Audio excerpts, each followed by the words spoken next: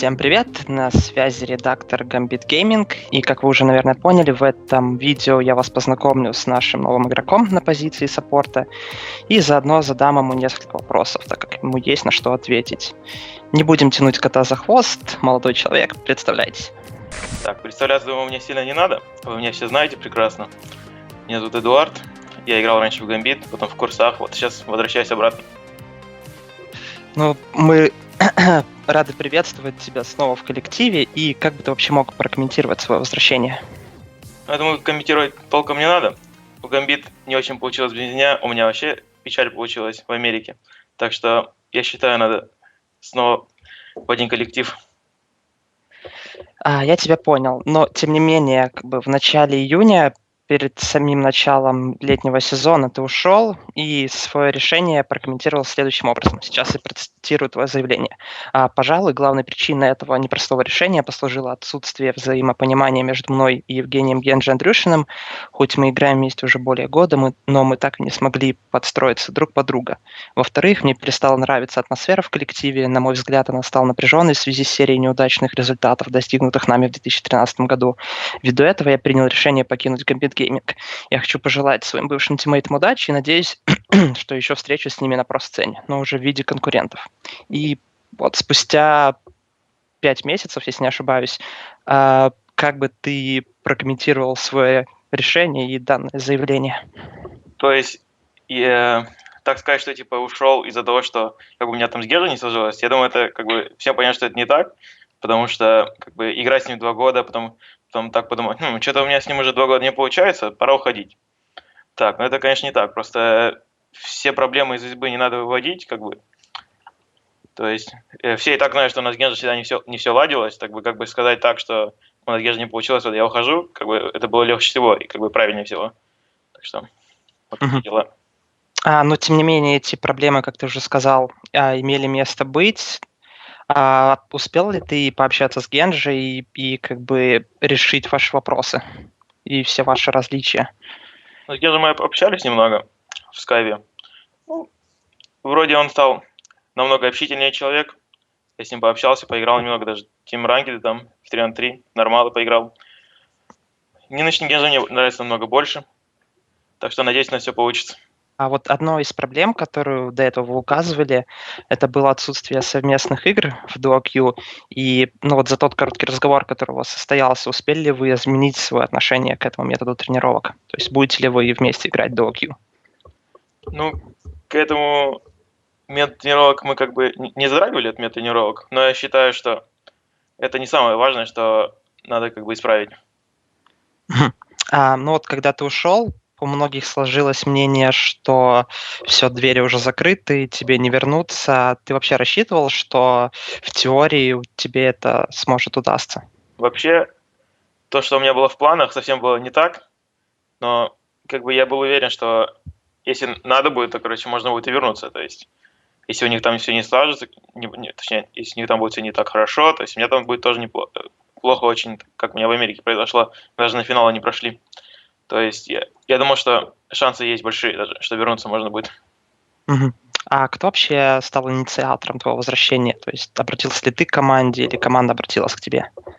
Но когда я вернулся в Омск, то есть домой, да, я много играл в Солоранке, то есть с Алексом там Дуаку стримили, там, как бы все зрители это видели, надеюсь. И вот он как это мне сказал: пойдем в Гамбит. Я такой сказал: давай попробуем. Так и все пошло. За это время команда, в частности, Комбит, успела провести летний сезон, и к тебе на замену пришли 2 игрока, Даркер и Voidal, и у них не сложилось, видимо. И как ты вообще оцениваешь их шансы на попадание в другие топовые коллективы, челленджер команды или прямиком в LCS? Так, Даркер и Войл — 2 совершенно разных игрока, то есть мне намного Даркер больше нравится. Считаю, что он намного скилловее и в игре больше разбирается. Не знаю, почему его заменили, короче, но я считаю, что у Даркера намного больше шансов попасть в сильный коллектив, чем у Войдла. Мгм. А ты тем временем, как ты уже упомянул, играл в американском ЛКСе, играл за команду Curse. И вкратце, что бы ты мог сказать об этом опыте? Хм, э, Скорее всего, Так. То, что я поиграл в Америке, это скорее даже не то, что я поиграл в курсах, это, можно сказать, я поиграл в Америке. Там ничего такого нету, как бы обычный ЛКС, обычная команда, обычные проблемы. То есть единственная проблема, то, что у меня была, я думал, сейчас как бы уйду из Гамбит, то есть там пойду в другую команду, и там все будет замечательно. Но в другой команде есть свои проблемы, и как бы легче не становится. Так что говорить толком тут нечего. Мгм. Но если сравнить соревновательную, да и вообще американскую и европейскую сцену, что бы ты мог сказать о разнице в уровне игры, подходе к тренировкам, отношении к соло queue и так далее? Хм. Я считаю, что уровень игры, в принципе, один и тот же. То есть это, скорее всего, какая команда лучше подготовится, но обычно показывает, что европейские команды подготовились намного лучше.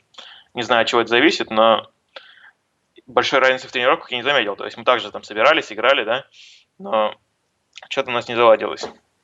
Мгм. Это странно, просто я слышал много заявлений от тех же американских игроков, которые упоминали, что тот же соло queue у них намного хуже, все играют несерьезно, но у тебя, видимо, сложилось другое впечатление. Еще одним таким, наверное, важным фактором стало то, что ты играл с совершенно другим игроком, Коп.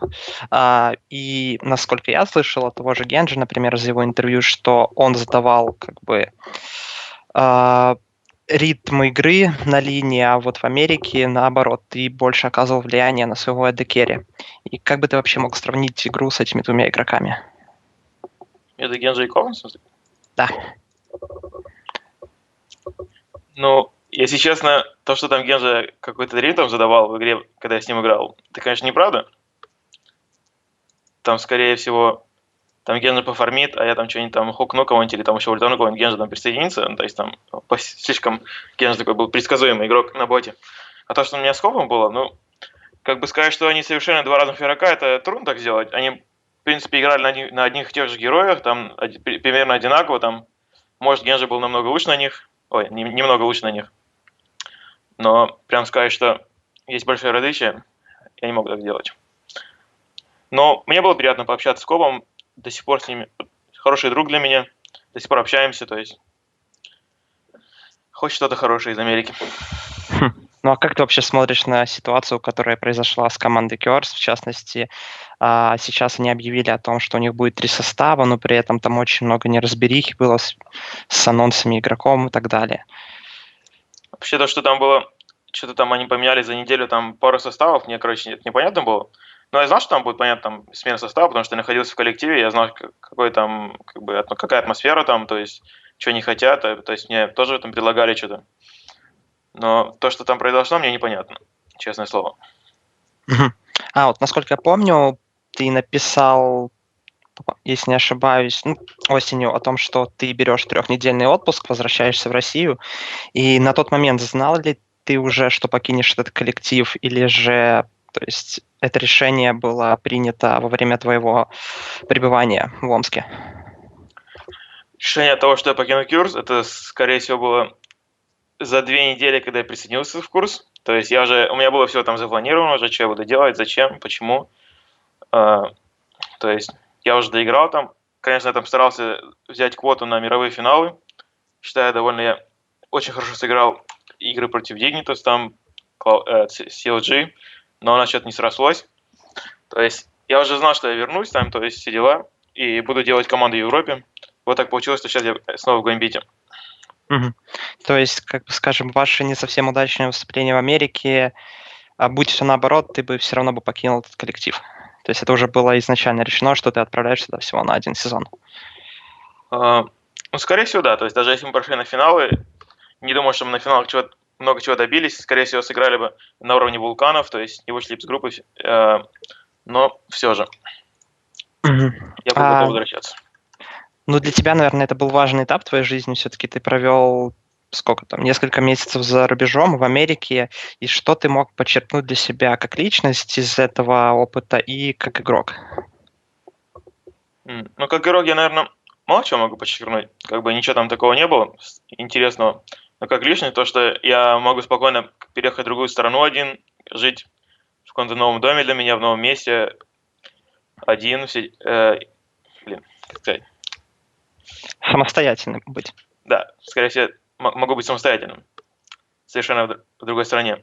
Это довольно было трудно, на самом деле, в первой неделе, потому что язык для меня совершенно новый, то есть каждый день приходится разговаривать на английском, русских нету. Хотя ко мне приезжали русские риоты в одну из недель ЛКС, я был очень рад.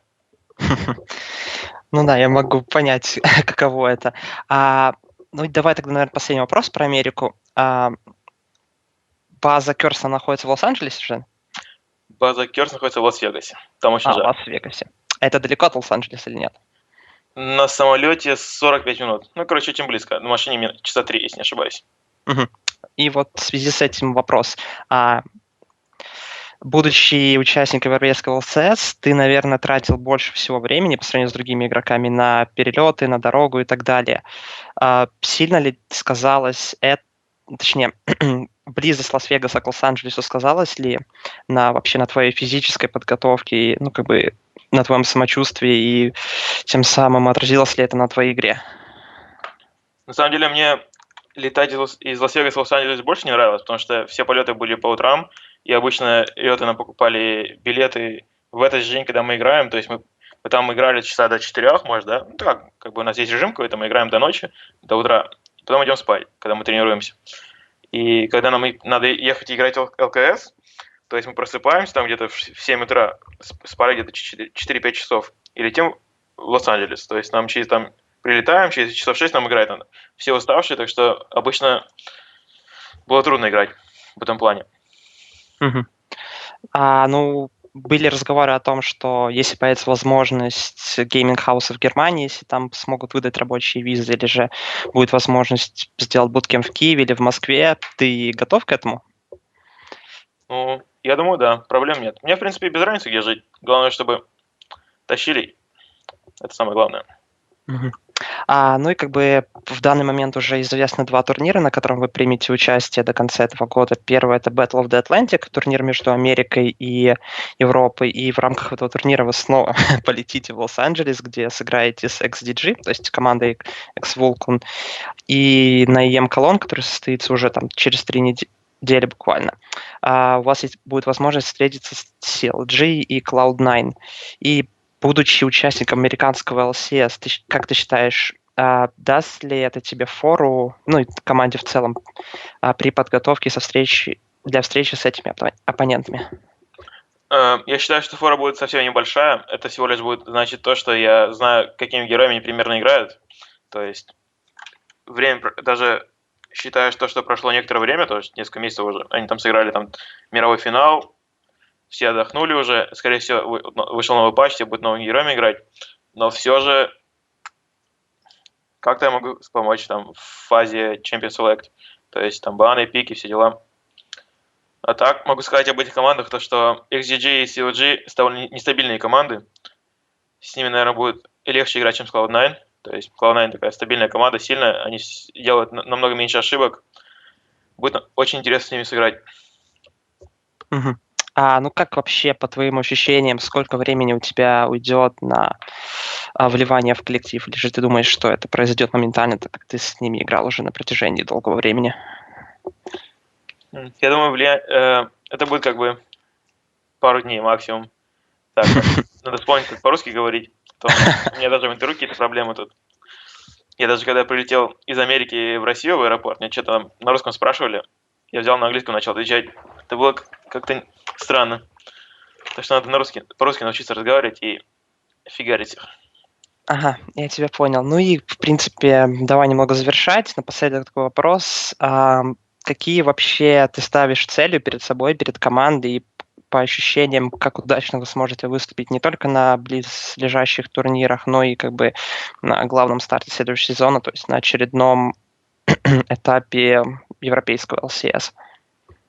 Я думаю, цель у всех одна. То есть никто не собирается вместе, чтобы там занять топ-2. Все идут к топ-1, к цели топ-1. То есть надо усердно тренироваться и готовиться к ЛКС и быть топ-1 Европы. На этом мои вопросы к Эдуарду подошли к концу. Если появятся еще какие-то интересные темы для беседы, я воспользуюсь случаем и возьму у него интервью на близлежащем турнире. Этим турниром будет ИМ Кёльн, который пройдет с 23 по 24 ноября.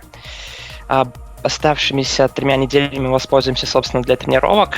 Пока еще непонятно, где они пройдут, но будьте готовы за нас болеть. Мы постараемся выступить как можно лучше против лучших команд Европы, Америки, и также против коллектива из России и из Турции. Спасибо за внимание.